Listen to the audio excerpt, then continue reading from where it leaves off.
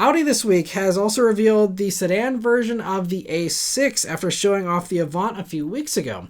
So predictably, the only thing that's changed is the back end, with the A6 sticking with the traditional sedan setup here, having a trunk and not the liftback like the A5 has. That trunk is 17.37 cubic feet, by the way, and thankfully all these new gas-powered Audis have real exhaust tips now, and overall I think it looks really nice. Let me know what you think in the comments below. But it's 2.3 inches longer than the old one, so it may even be slightly more spacious inside. We'll have to see about that. But speaking of the interior, it's the same as the Avant and pretty much every other new Audi, with the one big curved display and the optional passenger display that's uncohesively included, in my opinion.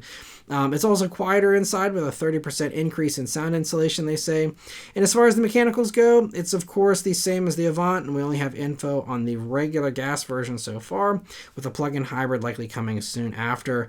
But for now, there's a 2-liter Turbo 4 that in Europe does just 201 horsepower and 250 pound-feet of torque and drives just the front wheels. The other extreme is the 3-liter Turbo V6 with Quattro that does 362 horsepower and 406 pound-feet of torque, along with a 4.7-second 0 to 62 mile per hour time.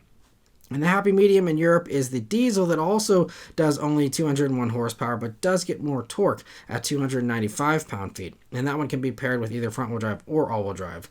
And of course, there's also going to be the S version coming down the road, most likely RS versions too. But for the regular A6 here, there's also options like a sportier rear diff, rear-wheel steering, and adaptive air suspension for those who want, the better handling and or a smoother ride in their A6. And it'll start arriving in Germany at the equivalent of $63,000 and begin arriving there this summer. And we'll get it, sometime after that here, assuming Audi begins shipping and importing vehicles to the States once again, because that is currently paused and stuff is starting to pile up at the ports, and we will see. So, there's going to be a backlog as a result of that already. Whether that backlog gets resolved quickly or takes a while will depend on how long these tariffs stick around. But, it might be a while before we end up actually getting this A6 here in the States, as well as basically all the other new Audis that have come out in the past few months. So anyway, we'll have to stay tuned on that.